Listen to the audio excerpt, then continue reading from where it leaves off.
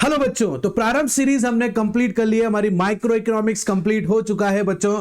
तो अब हम स्टार्ट करने जा रहे हैं हमारा एक रैपिड रिवीजन, जहां पर हम लोग सभी एक चैप्टर को दोबारा से रिवाइज करेंगे और उसके कुछ क्वेश्चंस भी देखने को हमें यहां पर मिलेंगे बेटा। बट उससे पहले आज की इस क्लास के अंदर हम लोग समझने वाले हैं जल्दी जल्दी से हमारे डिमांड को, और हम इसके अंदर पूरी डिमांड को एक बार अच्छे से दोबारा से रिवाइज कर लेंगे। तो लास्ट तक जरूर देखना, पूरा डिमांड हम लोग यहां पर अच्छे से आपका क्लियर कर लेंगे बेटा। तो चलिए स्टार्ट करते हैं जल्दी से हम डिमांड के साथ में। तो देखो बेटा, हमने डिमांड समझा था कि डिमांड मतलब क्या है, जब हमारी किसी चीज को खरीदने की इच्छा शक्ति हो और हम जब उसे खरीद सकते हो एक दिए गए प्राइस पर, तो वही चीज हमारी डिमांड बन सकती बेटा। विश है खरीदने की बट पैसे नहीं है तो वो डिमांड नहीं बन सकती बेटा। विश के साथ साथ एबिलिटी भी होनी चाहिए उसे खरीदने की, उसी को ही हम डिमांड कहते हैं बच्चों। डिमांड जनरली हमने दो पार्ट्स में डिवाइड कर रखा है बेटा। एक होता है इंडिविजुअल डिमांड और एक होता है हमारा मार्केट डिमांड। ठीक है, अगर एक इंडिविजुअल पर्सन मार्केट में जाता है और अपने लिए किराने का सामान लेकर आता है तो उसे इंडिविजुअल डिमांड कहेंगे। बट यहां पर पूरे कॉलोनी वाले मार्केट में जाते हैं और वहां से अपने लिए जो है मार्केट से किराने का सामान लेकर आते हैं, उसे मार्केट डिमांड कहते हैं बेटा। तो इंडिविजुअल डिमांड हमें समझ में आया बेटा कि जब एक बंदा जो है मार्केट जाता है और अपने लिए किराने का सामान लेकर आता है बेटा, तो उसे इंडिविजुअल डिमांड में हम कंसीडर करेंगे। और वहीं अगर बेटा पूरी कॉलोनी वाले जो है मार्केट जाते हैं और अपने लिए जो है वहां से किराने का सामान लेकर आते हैं बेटा, तो उसे हम मार्केट डिमांड कहते हैं। इज दैट क्लियर बच्चों? तो इंडिविजुअल डिमांड के बारे में और अच्छे समझेंगे बेटा। देखो, इंडिविजुअल डिमांड किस किस चीज से अफेक्ट होती है, किसको कौन कौन सी चीजें हैं जो मैटर करती है बेटा। जैसे पहले है प्राइस ऑफ द कमोडिटी। पहला क्या है बेटा? Price of the commodity. बिल्कुल सही बात है बेटा। एक इंडिविजुअल पर्सन के लिए प्राइस बहुत मैटर करती है कि कमोडिटी की प्राइस क्या है। अगर प्राइस ज्यादा होगी तो हम डिमांड कम करेंगे और प्राइस कम होगी तो हम डिमांड ज्यादा उसकी करेंगे। दूसरा बेटा इनकम लेवल। जाहिर सी बात है बेटा, हमारा जो है एक कंज्यूमर का जो है इनकम लेवल कैसा है। अगर इनकम लेवल ज्यादा होगा तो वो ज्यादा डिमांड करेगा, फिर उसके लिए प्राइस मैटर नहीं करेगी बेटा। बट अगर इसका इनकम लेवल कम है तो उसके लिए प्राइस मैटर करेगी, तो वो उसके अकॉर्डिंगली थोड़ी कम डिमांड वो करेगा बच्चों। तीसरा बेटा हम यहां पर देखते हैं बेटा price of the related goods. क्या देखते हैं बेटा? Price of the related goods. Related goods में बेटा दो गुड्स आते हैं बेटा, एक आता है सब्स्टिट्यूट गुड्स और एक आता है कॉम्प्लीमेंट्री गुड्स। सब्स्टिट्यूट गुड्स क्या होते हैं बेटा? ऐसे गुड्स जो हम एक जगह पे दूसरी जगह के यूज कर सकते हैं। मींस एक गुड्स की जगह दूसरा गुड्स यूज कर सकते हैं। कॉफी नहीं मिला तो टी ले लेंगे, टी नहीं मिला तो कॉफी ले लेंगे, इसे बोलते हैं बेटा सब्स्टिट्यूट गुड्स। और एक और गुड्स होता है बेटा जिसको बोलते हैं हम कॉम्प्लीमेंट्री गुड्स। कॉम्प्लीमेंट्री गुड्स मतलब यहां पर क्या होता है, दो गुड्स जिसको हम एक साथ यूज कर सकते हैं, अलग अलग यूज नहीं कर सकते। जैसे मार्कर के साथ में मुझे इंक चाहिए, इंक और मार्कर को सेपरेटली कैसे इस्तेमाल करेंगे बेटा? कार के साथ में पेट्रोल जरूरी है, तो यहां पर वो गुड्स जो बेटा एक साथ मिलाकर ही हम यूज कर सकते हैं, तो उनकी प्राइस भी यहां पर मैटर करती है। जैसे सब्स्टिट्यूट गुड्स के ऊपर बात करते हैं प्राइस को लेकर, अगर मुझे कॉफी ज्यादा महंगी पड़ रही है तो मेरे सामने टी एक ऑप्शन है जो मैं उसकी जगह पर लेकर आ सकता हूं।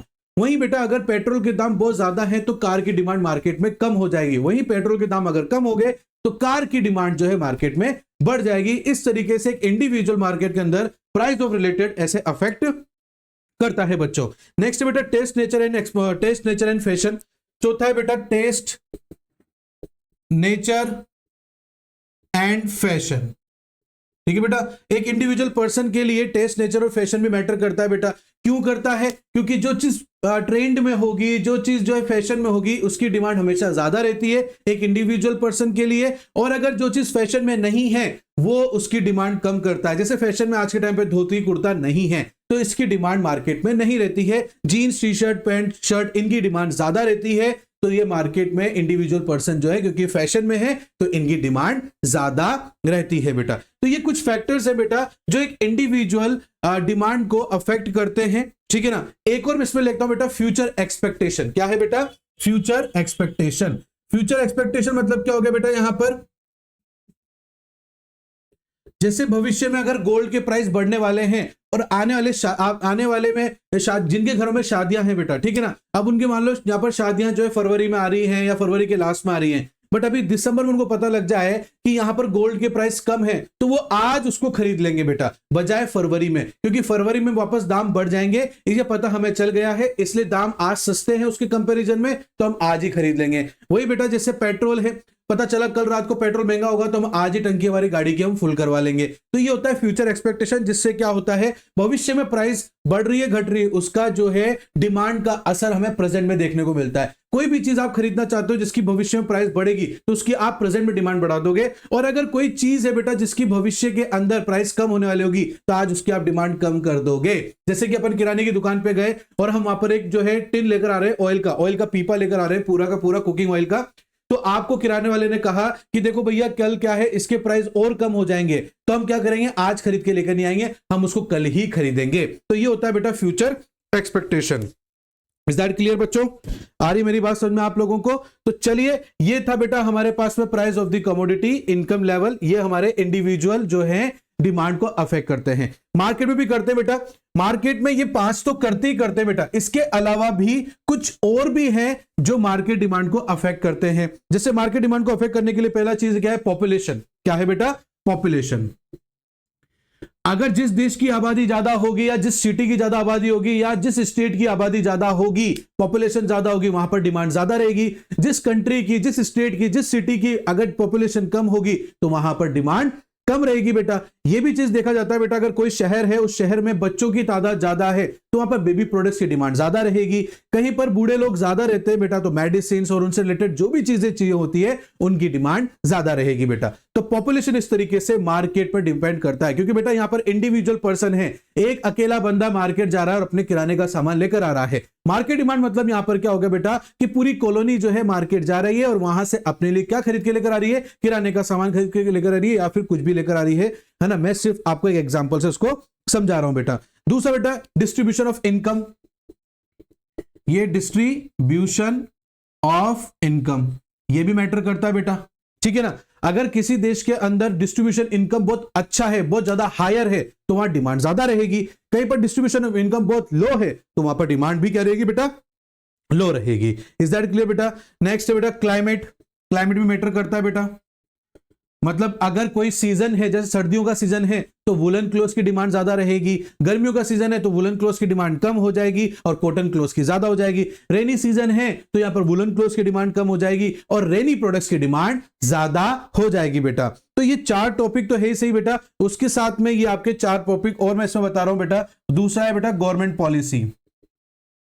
गवर्नमेंट पॉलिसी कैसे डिमांड पर अफेक्ट करती है बेटा? अगर मान लो गवर्नमेंट टैक्सेस ज्यादा बढ़ा देगी तो चीजें महंगी हो जाएगी, चीजें महंगी हो जाएगी तो लोग क्या करेंगे? मार्केट डिमांड कम कर देंगे। और अगर गवर्नमेंट ने टैक्सेस कम कर दिए हैं तो चीजें सस्ती हो जाएगी तो लोग ज्यादा डिमांड करेंगे। जैसे कि अभी प्रेजेंट टाइम में गवर्नमेंट ने क्या करा, जितने भी ऑटोमोबाइल्स कार वगैरह हैं इनके ऊपर जो है जीएसटी कम कर दिया है, तो लोग क्या कर रहे हैं? ज्यादा से ज्यादा कार खरीद रहे हैं बेटा, क्योंकि टैक्स कम हो गया तो मतलब प्राइस भी कम हो जाएगी, प्राइस कम हो जाएगी तो यहां पर ऑटोमेटिकली लोग डिमांड करना चालू कर देंगे बेटा। Is that clear? यहां तक बात आपको समझ में आई बेटा मेरी? तो यहां पर मार्केट में ये 5 तो लेने ही बेटा, साथ ही साथ में आपको ये 4 और इसमें ऐड करने हैं। इसके बाद बेटा बात करेंगे अपन डिमांड फंक्शन के ऊपर। किसके ऊपर बात करेंगे?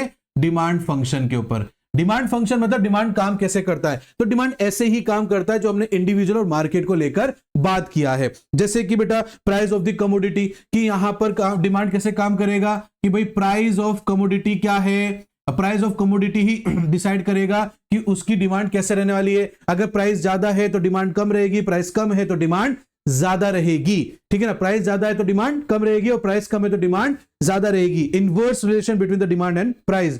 Price of the related goods वो भी डिपेंड करता है बेटा, प्राइस ऑफ रिलेटेड गुड्स, ठीक है। अगर कॉफी की प्राइस ज्यादा है तो हम टी की डिमांड को बढ़ा देंगे, अगर पेट्रोल की प्राइस ज्यादा है तो हम कार की डिमांड कम कर देंगे बेटा। तो ऐसे प्राइस ऑफ द रिलेटेड, तो ऐसे आपका फंक्शन जो है डिमांड फंक्शन काम करता है बेटा। नेक्स्ट है बेटा कंज्यूमर इनकम। आपकी और मेरी इनकम भी डिपेंड करती है हमारी डिमांड के ऊपर। अगर हमारी इनकम है वो बहुत ज्यादा है तो हम ज्यादा डिमांड करेंगे, अगर इनकम कम है तो हम डिमांड को क्या कर देंगे? कम कर देंगे। नेक्स्ट है बेटा डिमांड जब भी चलती है वो है कंज्यूमर टेस्ट के ऊपर, फिर प्राइस यहां पर मैटर नहीं करती है। अगर कोई चीज फैशन में है, टेस्ट में है, नेचर में है लोगों के, तो उसकी डिमांड ज्यादा रहेगी, और अगर कोई चीज टेस्ट में, नेचर में, फैशन में नहीं है तो उसकी डिमांड क्या रहेगी बेटा? कम यहां पर रहने वाली है। इज दैट क्लियर बेटा? आ रही बात समझ में आप लोगों को? चलो आगे बात करते हैं बेटा लॉ ऑफ डिमांड की। लॉ ऑफ डिमांड क्या होता है बेटा? लॉ ऑफ डिमांड मतलब यहां पर बना दिया है कि भैया यहां पर जो लॉ ऑफ डिमांड है वो हमें बताता है कि अदर थिंग रिमेन सेम, ठीक है ना, price and demand have a inverse relation. If price rise then supply also, sorry, if price rise demand decrease, if price decrease then supply also, sorry, demand also increase. जैसे price अगर बढ़ गई किसी commodity की तो उसकी demand कम हो जाएगी, और अगर प्राइस कम हो गई किसी कमोडिटी की तो उसकी डिमांड क्या हो जाएगी बेटा? बढ़ जाएगी। इज दैट क्लियर बेटा? बट जो इकोनॉमिक्स है वो क्या है? एक सोशल साइंस है। क्या है बेटा? सोशल साइंस है, इसलिए परफेक्ट ये नहीं हो सकती है बिना किसी एजम्पशन के। तो यहां पर कुछ एजम्पशन है जिसमें लॉ ऑफ डिमांड क्या कहता है, अगर इनमें चेंजेस नहीं आए हैं तो लॉ ऑफ डिमांड क्या हो जाएगा बेटा? यहां पर ऑपरेट हो जाएगा। बट अगर इनमें चेंजेस आ गए तो फिर लॉ ऑफ डिमांड ऑपरेट नहीं होगा। जैसे कि अपन यहां पर बात करते हैं बेटा कि लॉ ऑफ डिमांड कैसे ऑपरेट करेगा। तो लॉ ऑफ डिमांड देखो बेटा, यहां पर कुछ एजम्पशन है कि no change in level of income, कि लेवल ऑफ इनकम में चेंजेस नहीं आना चाहिए। तो no change in level of income, कि इनकम के लेवल पे चेंजेस नहीं आना चाहिए। अगर इनकम के लेवल पे चेंज आएगा तो डिमांड वाले मैटर नहीं करेगी ना बेटा, सॉरी, प्राइस मैटर नहीं करेगी। अब प्राइस कितनी भी सस्ती हो, अगर सामने वाले कंज्यूमर की इनकम ही बिल्कुल नहीं है, बहुत ही कम है, तो वो कैसे डिमांड करेगा? भले प्यूमा वाला कितना भी डिस्काउंट दे दे, बट अगर किसी कंज्यूमर की इनकम है ही नहीं अच्छी तो वो प्यूमा की डिमांड करेगा ही नहीं बेटा। और अगर यहां पर इनकम बहुत अच्छी है और प्यूमा वाला डिस्काउंट नहीं भी दे तो भी कंज्यूमर बाय करेगा। तो यहां पर ये ऐसा नहीं होना चाहिए, तभी लॉ ऑफ डिमांड ऑपरेट होगा। क्योंकि हायर प्राइस पर भी लोग कंजम्पशन करते हैं, बट वहां पर फिर उनके लिए प्राइस मैटर नहीं करती है, क्योंकि उनकी ऑलरेडी बहुत अच्छी इनकम होती है बेटा। और हमें यहां पर लॉ ऑफ डिमांड ऑपरेट कराना है बच्चों, तो लॉ ऑफ डिमांड ऑपरेट कराने के लिए यहां पर प्राइस मैटर करना चाहिए। बट अगर इनकम अगर चेंजेस हो रही है बेटा तो फिर प्राइस मैटर नहीं कर पाएगी उस कस्टमर के लिए बेटा।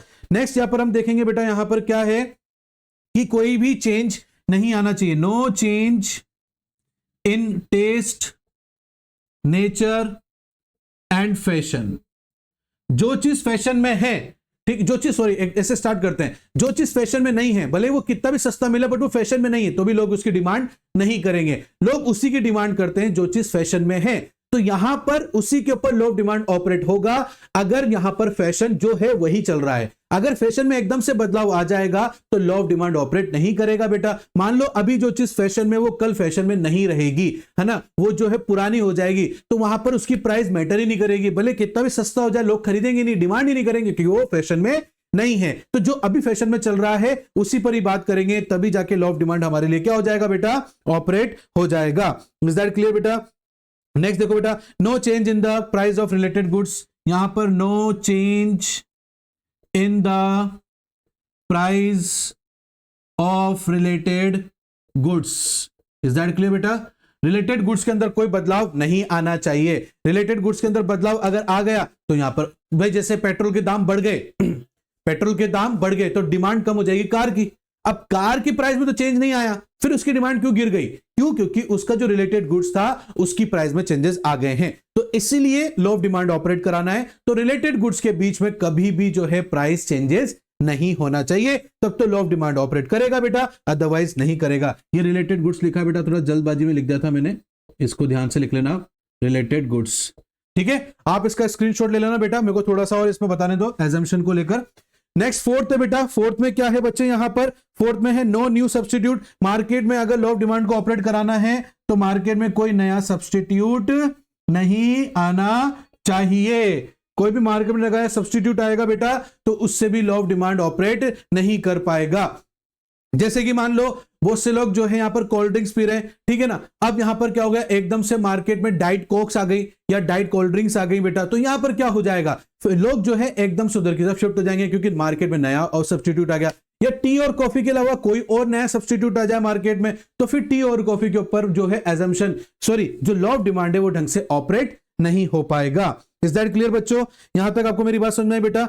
और कोई फर्दर चेंजेस एक्सपेक्टेशन प्राइसेस में चेंज नहीं होना चाहिए। भविष्य को लेकर कोई भी प्राइस में चेंजेस नहीं आने चाहिए। अगर आ रहे हैं तो लॉ ऑफ डिमांड फिर से ऑपरेट नहीं होगा। देखो ना, अगर भविष्य में किसी प्रोडक्ट की प्राइस बहुत ज्यादा होने वाली तो आज उसकी डिमांड बढ़ जाएगी, तो आज तो प्राइस में चेंजेस नहीं आया तो फिर आज डिमांड में चेंजेस कैसे आ रहा है? ये तो लॉ ऑफ डिमांड का ऑपरेट ही नहीं है, मतलब लॉ ऑफ डिमांड का पार्ट ही नहीं है। लॉ ऑफ डिमांड तो क्या कहता है, प्राइस में चेंजेस आए तो डिमांड में चेंजेस आएगा, उसी को लॉ ऑफ डिमांड माना जाएगा। बट भविष्य में प्राइस चेंज हो रही है और उसका डिमांड का फर्क आज प्रेजेंट में पड़ रहा है, तो लॉ ऑफ डिमांड ऑपरेट कहां हुआ? तो ऐसा भी बिल्कुल नहीं होना चाहिए बच्चों। और यहां पर जो है चेंज इन पॉपुलेशन, पॉपुलेशन के अंदर बदलाव भी नहीं होना चाहिए, है ना। अगर पॉपुलेशन बढ़ती रहेगी और तो यहां पर डिमांड भी बढ़ती रहेगी, फिर प्राइस मैटर नहीं करेगी। प्राइस भले कितनी भी कम हो जाए, कितनी भी ज्यादा हो जाए, डिमांड तो उतनी की उतनी रहेगी। क्यों? क्योंकि पॉपुलेशन बढ़ रही है। पॉपुलेशन बढ़ रही है तो डिमांड भी बढ़ेगी बेटा, फिर प्राइस वहां पर ऑपरेट नहीं हो पाएगा। और जब प्राइस डिमांड पे ऑपरेट नहीं हो पाएगी तो मतलब लॉ ऑफ डिमांड वहां पर अच्छे से ऑपरेट नहीं हो पाएगा। तो ये कुछ एजम्पशन है बेटा जो आपको ध्यान रखने हैं, तभी जाके लॉ ऑफ डिमांड ऑपरेट होगा। आई मेरी बात समझो बेटा आप लोगों को? चलो अच्छी बात है। अब देखो बेटा कुछ चीजें ऐसी हैं जिसको बोलते हैं अपन एक्सेप्शनल केसेस। क्या बोलते हैं बेटा? एक्सेप्शनल केसेस, मतलब अपवाद कि कुछ चीजें ऐसी हैं जहां कुछ भी कितना भी कर लो आप, वहां पर लॉ ऑफ डिमांड ऑपरेट होगा ही नहीं, उसको बोलते हैं बेटा एक्सेप्शनल केसेस या exception of law of demand. Exception of law of demand, ठीक है, जिसमें पहला आता है जीफन गुड्स। ठीक है, जीफन गुड्स, रॉबर्ट जीफन ने बताया कि यहां पर कुछ गुड्स ऐसे होते हैं जिन्हें प्राइस कितनी भी ज्यादा हो जाए हम फिर भी खरीदेंगे। क्यों खरीदेंगे? क्योंकि उसके बिना हमारी जीविका नहीं चल सकती है, हमें खाने पीना पड़ेगा जिंदा रहने के लिए। तो ये चीजें जितनी भी महंगी हो जाए, राइस कितना महंगा हो जाए, गेहूं कितना महंगा हो जाए, ज्वार बाजरा मक्का पल्सेस कितनी भी महंगी हो जाए, फिर भी इसको कंज्यूमर खरीदेगा, क्योंकि इसके बिना वो जीवन नहीं जी सकता है। इसीलिए बेटा यहां पर जो है लॉ ऑफ डिमांड ऑपरेट होगा ही नहीं। यहां पर क्या हो रहा है? प्राइस बढ़ रही फिर भी डिमांड है, प्राइस घट रही फिर भी डिमांड है, तो लॉ ऑफ डिमांड कहां ऑपरेट हो रहा है? तो इन पर लॉ ऑफ डिमांड ऑपरेट नहीं होता है। दूसरा बेटा यहां पर expectation of further change in price, भविष्य के अंदर जो है फ्यूचर चेंजेस हो रहे हैं बेटा, वहां पर भी लॉ ऑफ डिमांड ऑपरेट नहीं हो रहा है। भविष्य की प्राइस चेंज हो रही है बट प्रेजेंट में डिमांड पर असर पड़ रहा है। भविष्य में प्राइस बढ़ रही है, डिमांड आज उसका जो है बढ़ना, भविष्य में प्राइस बढ़ रही है तो आज यहां पर डिमांड बढ़ रही है प्रेजेंट में, भविष्य प्राइस कम हो रही है तो आज डिमांड कम हो रही है बेटा यहां पर। तो यहां पर लॉ ऑफ डिमांड ऑपरेट ही नहीं हो रहा है बेटा, इसलिए ये एक्सेप्शनल केसेस है बच्चे। इसका तो आता है नेसेसरी आइटम्स। क्या आता है बेटा? नेसेसरी आइटम जो बहुत जरूरी होते हैं हमारे लिए। जैसे मान लो किसी को जो है मेडिकल ट्रीटमेंट की बहुत सारी जरूरत है बेटा, अब मेडिकल ट्रीटमेंट कितना भी महंगा हो हमें इलाज तो कराना ही पड़ेगा, नेसेसरी है बेटा। कितना भी महंगा हो तो भी डिमांड तो करनी पड़ेगी, तो यहां पर लॉ ऑफ डिमांड ऑपरेट नहीं हो पा रहा है। आप जल्दी से इसका स्क्रीनशॉट ले लो बेटा, फिर हम नेक्स्ट पे बात करते हैं। तो चलो बेटा यहां पर आगे हम और भी देखते हैं। अब आगे हम लोग यहां क्या देखने वाले हैं बच्चे, उसको भी समझ लेते हैं बेटा। जैसे डिमांड होता है बेटा, वो दो तरीके से यहां पर ग्राफ के ऊपर काम करता है, ठीक है ना। एक movement along same demand curve, और यहां पर होता है एक शिफ्ट इन डिमांड कर्व, ठीक है। यहां पर दो चीजें हैं बेटा, यहां पर होता है एक एक्सटेंशन ऑफ डिमांड, ठीक है, और एक होता है कॉन्ट्रैक्शन ऑफ डिमांड। इसके अंदर बेटा जो भी फैक्टर्स होते हैं ना, सिर्फ प्राइस में चेंजेस होते हैं, बाकी सब चीजें फिक्स रहती हैं। सिर्फ प्राइस चेंज होने की वजह से डिमांड घट रहा है और बढ़ रहा है। जैसे कि देखो बेटा यहां पर देखते हैं अपन, ये एक्स एक्सिस है 0 है, थोड़ा बड़ा बना देता हूं मैं इसको। ये देखो ये एक्स एक्सिस है 0 और ये वाई एक्सिस है बेटा, ये आपका डिमांड कर्व है जो कि हमेशा डाउनवर्ड स्लोपिंग कर्व रहेगा। अब डिमांड डाउनवर्ड स्लोपिंग कर्व क्यों रहेगा बेटा? डिमांड डाउनवर्ड स्लोपिंग कर्व इसलिए रहता है क्योंकि प्राइस और डिमांड के बीच में इनवर्स रिलेशन होता है। If price rise if price rise demand decrease, if price decrease demand will increase. Is that clear बेटा? तो इसलिए डाउनवर्ड स्लोपिंग कर्व रहेगा। अब देखो बेटा यहां पर प्राइस थी पहले ओपी, तो यहां पर डिमांड हो गई OQ। अब प्राइस हो गई है कम, तो डिमांड भी यहां पर क्या हो गई? कम हो गई। देखो इस पॉइंट से इस पॉइंट पर शिफ्ट हो गया हम यहां पर, ठीक है ना। ये हो गया बेटा आपका, ठीक है ना। ये यहां पर क्या हो रहा है? एक्सटेंशन, मतलब यहां पर आपकी जो डिमांड है वो बढ़ रही है, और डिमांड बढ़ने के पीछे रीजन क्या है? डिमांड के बढ़ने के पीछे रीजन है क्योंकि प्राइस कम हो गई है, और इसको एक्सटेंशन इसलिए बोला जा रहा है क्योंकि ये सेम लाइन पर ही यहां पर बढ़ रहा है, यहां पर कोई दूसरी लाइन हमें नहीं बनानी पड़ रही है। सेम लाइन पर बड़ा हो रहा है मतलब वो दूर हो रहा है, सेम लाइन पे यहां पर बड़ा हो रहा है बेटा डिमांड, तो एक्सटेंशन हो जाएगा। अब सेम लाइन पर दोबारा से वो छोटा हो जाएगा तो उसको कॉन्ट्रैक्शन बोल देंगे। अगर मान लो पहले प्राइस OP1 थी तो इतनी डिमांड हो रही थी, अब प्राइस बढ़ गई तो यहां पर ये शिफ्ट हो गया बेटा क्योंकि डिमांड यहां पर कम हो गई, इसलिए इसको मूवमेंट अलोंगा सेम डिमांड कर्व भी बोलते हैं बेटा। यहां पर सिर्फ प्राइस में चेंजेस आएगा, बाकी सब चीजें फिक्स रहेंगी। और तीसरा है बेटा, दूसरा यहां पर शिफ्ट इन डिमांड। यहां पर क्या रहेगा बेटा? यहां पर जो है आपका डिमांड कर्व ही शिफ्ट हो जाएगा। वो रीजन क्या हो सकता है? सर पॉपुलेशन चेंज हो गई, ठीक है ना। हो सकता है यहां पर जो है इनकम चेंज हो गई हो सर, ठीक है ना। तो यहाँ प्राइस के अलावा हर चीज इसमें बदलाव देखने को मिलेंगे बेटा। तो देखो बेटा यहां पर क्या हो रहा है, ये देखो एक्स एक्सिस 0, वाई एक्सिस ये डिमांड कर्व है, ठीक है। यहां पर आपकी ये प्राइस चल रही है और इसकी ये डिमांड चल रही है बेटा। अब क्या हो रहा है, प्राइस तो सेम है सर, और यहां पर डिमांड क्या है, ये देखो आगे तक शिफ्ट हो गई, क्योंकि राइटवर्ड शिफ्ट होगी बेटा तो इंक्रीज हो जाएगा, और अगर लेफ्टवर्ड शिफ्ट हो जाएगी तो डिक्रीज हो जाएगा। तो यहां पर प्राइस डिसाइड हो जाएगी अगर हम करना चाहेंगे तो यहां पर मूवमेंट अलोंग डिमांड कर्व में क्या होगा बेटा, सेम लाइन कर्व के ऊपर डिमांड जो है डिक्रीज इंक्रीज होगी बेटा। शिफ्ट में क्या होगा बेटा, यहां पर डिमांड कर्व ही या तो राइटवर्ड शिफ्ट हो जाएगा जिसको इंक्रीजिंग में बोलेंगे, या लेफ्टवर्ड शिफ्ट हो जाएगा जिसको डिक्रीजिंग बोलेंगे। यहां पर प्राइस फिक्स नहीं रहेगी बेटा, यहां पर प्राइस फिक्स रहेगी।